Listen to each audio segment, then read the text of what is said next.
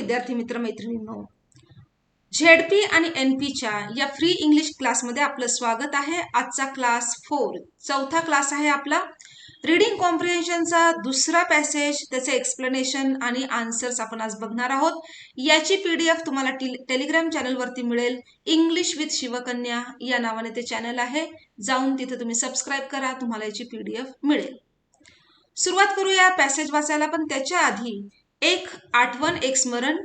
Tuesday, Thursday, Saturday संध्याकाळी 8 वाजता YouTube चॅनलवरती आपले फ्री लेसन्स असतात. वेनसडे, फ्रायडे, संडे या दिवशी या रीडिंग कॉम्प्रिहेन्शनचे तुम्हाला पूर्ण एक्सप्लेनेशन आणि आन्सर्स हे अपलोड केले जातात. सुरुवात करूया आजच्या पॅसेजला. आणि पॅसेज वाचत असताना नेहमीप्रमाणे आपण प्रश्न आधी वाचणार आहोत. त्यामुळे 2 गोष्टी होतात. एक, तुमच्या वाचनाला दिशा मिळते की मी नेमकं काय वाचायचं, कुठं लक्ष द्यायचं, आणि प्रश्न वाचत असताना कीवर्ड्स जे असतात त्याकडे लक्ष द्यायचं. सुरुवात करूया. What is the primary focus of traditional education mentioned in the passage? भारतीय ट्रेडिशनल एज्युकेशन सिस्टीमचा फोकस कशावर होता rather. Next, in the colonial era, what subjects were emphasized in Indian education? colonial era म्हणजे वसाहतींच्या काळामध्ये कोणत्या सब्जेक्टवरती जास्त भर देण्यात आला होता. Next, what type of education system is mentioned as being introduced during British colonial rule? ब्रिटिशांच्या वसाहतीच्या काळामध्ये कोणती एज्युकेशन सिस्टीम इंट्रोड्यूस केली गेली. चौथा प्रश्न आहे, व्हॉट चॅलेंजेस हा महत्वाचा शब्द आहे. What challenges does the modern Indian education system still face today as mentioned in the passage? आजच्या काळामध्ये कोणते चॅलेंजेस फेस करते. According to the passage, which era of Indian education is responsible for shaping the current educational landscape? सध्याचा जो educational landscape आहे त्याची सुरुवात कुठे झाली होती, कोणता काळ त्याच्यासाठी रिस्पॉन्सिबल आहे. प्रश्न आपण वाचून घेतलेले आहेत, कीवर्ड्स बघितलेले आहेत, म्हणजे आपल्या हे लक्षात आलं की हा पॅसेज इंडियन एज्युकेशन सिस्टीम बद्दल बोलत आहे. सुरुवात करूया. माझ्या बरोबर तुम्ही सुद्धा पॅसेज वाचायचा आहे, लक्षपूर्वक बघा. चला. Indian education has a rich history that spans thousands of years. हजारो वर्षांची परंपरा असलेली ही इंडियन एज्युकेशन सिस्टीम आहे. त्याला हजारो वर्षांचा इतिहास आहे. With a strong emphasis on म्हणजे भर असणे. Emphasis on holistic learning and spiritual development.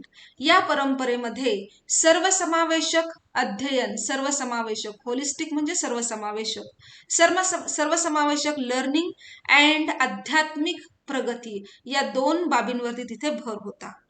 Traditionally, परंपरेने, education in India was imparted in gurukuls. Imparted म्हणजे प्रदान करणे, देणे, टू गिव्ह. गुरुकुलमध्ये हे एज्युकेशन दिलं जायचं. where students lived with their gurus and imbibed knowledge through close mentorship. जिथे विद्यार्थी आपल्या गुरूंबरोबर राहायचे आणि इम्बाइब म्हणजे आत्मसात करणे, नॉलेज आत्मसात करायचे. कुठे, कसे? थ्रू क्लोज मेंटॉरशिप म्हणजे गायडन्स किंवा मार्गदर्शन. आपल्या गुरूंच्या मार्गदर्शनाखाली हे नॉलेज आत्मसात करायचे. धिस एन्शंट सिस्टम, ही पुरातन पद्धती, एम्फसाइज म्हणजे परत भर देणे, नॉट ओनली अकॅडमिक सब्जेक्ट्स, याच्यामध्ये फक्त अकॅडमिक सब्जेक्ट नसायचे, तर मॉरल अँड एथिकल व्हॅल्यूज, नैतिक मूल्यांना इथं जास्त महत्व होतं, त्यांच्यावरती सुद्धा भर दिला जायचा. ओव्हर टाइम, जसजसा काळ पुढे जात गेला, Indian education has undergone significant transformations. Significant means important, transformations means changes. या एज्युकेशन सिस्टीममध्ये महत्वाचे बदल होत गेले. During the British colonial era, ब्रिटिशांच्या वसाहतीच्या काळामध्ये, a more western style education system was introduced. पाश्चात्य पद्धतीची शिक्षण पद्धती इथे त्याचा परिचय करून दिला गेला. एम्फसाइजिंग, त्याच्यामध्ये भर कशावरती होता? Subjects like science, mathematics and English language. विज्ञान, गणित आणि इंग्लिश भाषेवरती त्याच्यामध्ये जास्त भर देण्यात आला. धिस शिफ्ट हा जो बदल होता, शिफ्ट म्हणजे हा बदल, एम्ड टू, कशासाठी करण्यात आला? Meet the demands of the colonial administration. वसाहतवाद्यांची जी ऍडमिनिस्ट्रेशनची नीड होती, डिमांड होती, ती पूर्ण करण्यासाठी हा बदल करण्यात आला. अँड त्याचबरोबर आणखी एक गोष्ट झाली, वॉज इन्स्ट्रुमेंटल. इन्स्ट्रुमेंटलचा अर्थ इथं कारणीभूत होणे, कारणीभूत होणे, instrumental in shaping modern India's education landscape. आज आपण भारतामध्ये जी आधुनिक शिक्षण पद्धती बघतो, त्याचा पाया, त्याला शेप करण्यासाठी ही सिस्टीम कारणीभूत झाली. टुडे, आज, India boasts diverse educational ecosystem. भारतामध्ये एज्युकेशन सिस्टीम मध्ये काय वैविध्य आहे, डायव्हर्सिटी आहे याच्यामध्ये. रेंजिंग फ्रॉम ट्रेडिशनल गुरुकुल्स पासून मॉडर्न स्कूल्स अँड युनिव्हर्सिटीज, याच्यामध्ये आधुनिक शाळा आणि विद्यापीठे यांचाही समावेश होतो. The country is renowned for means non for, प्रसिद्ध असणे, कशासाठी? Producing highly skilled professionals in fields such as technology, medicine and engineering.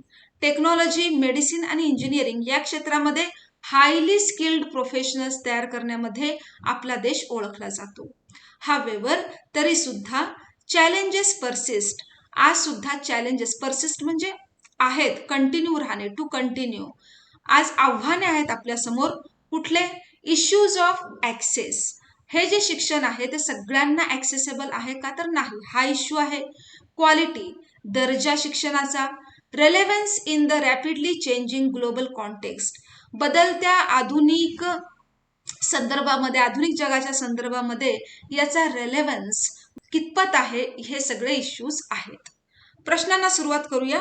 What is the primary focus of traditional Indian education system? Holistic learning and spiritual development, पहिल्याच ओळीत सांगितलंय. सर्वसमावेशक अध्ययन आणि आध्यात्मिक प्रगती. सायन्स नाही, वेस्टर्न स्टाईल नाही, कोलोनियल ऍडमिनिस्ट्रेशन नाही. नेक्स्ट, कोलोनियल एरामध्ये कुठल्या सब्जेक्ट्सला एम्फसाइज करण्यात आलं होतं? Moral and ethical values, English language and mathematics. B is the correct option. Ancient scriptures, scriptures म्हणजे धर्मग्रंथ. सायन्स अँड टेक्नॉलॉजी नाही. Next, number 3, what type of education system is mentioned during British colonial rule? कोणती education system? गुरुकुलची का? नाही. Traditional का? नाही. Modern schools and युनिव्हर्सिटीची जी सिस्टीम आहे ती कुठे? ती केली होती western style education. Modern schools आणि युनिव्हर्सिटीजची सुरुवात तिथून झाली, त्याचा तो पाया आहे. परंतु इंट्रोडक्शन मात्र कशाचं झालं होतं? वेस्टर्न स्टाईल एज्युकेशनचं. 4th is the correct option. Number 4, काय चॅलेंजेस आहेत इंडियन एज्युकेशन सिस्टीम मध्ये आज? लॅक ऑफ स्किल्ड प्रोफेशनल्स, नाही, हे तर आपण निर्माण करतो. Access, quality and relevance issues, हे इश्यूज आहेत. आत्ताच आपण बघितलं शेवटच्या पॅसेजमध्ये, इथे आहे पहा, relevance, quality and access. Over emphasise on moral values, हे नाही. स्ट्रॉंग मेंटरशिप, हे पण नाही. Next, which era in Indian education is responsible for current educational landscape? आत्ताचा जो आपण एज्युकेशनल लँडस्केप बघतोय त्याची सुरुवात कधी झाली? एन्शंट गुरुकुल सिस्टीम नाही. ब्रिटिश कोलोनियल एरा, वसाहतींच्या काळात हो. मॉडर्न युनिव्हर्सिटीज नाही. रॅपिड ग्लोबलायझेशन नाही. ब्रिटिशांच्या काळामध्ये आजच्या एज्युकेशन सिस्टीमची पायाभरणी झाली. So these are the 5 questions and their answers. तुम्हाला लक्षात आलेलं असणार आहे हे. पुन्हा सांगते, आठवण करून देते, रीडिंग कॉम्प्रिहेन्शनचे तुम्हाला PDF पाहिजे असतील तर त्याच्यासाठी टेलिग्राम चॅनल जॉईन करा, इंग्लिश विथ शिवकन्यानी. आणि हो, चॅनलवरती नवीन असाल तर चॅनल सबस्क्राईब करा, hit the bell icon so that you can get the notifications of all the new uploads. आपला फ्री लाईव्ह क्लास तर असतोच असतो. Thank you so much.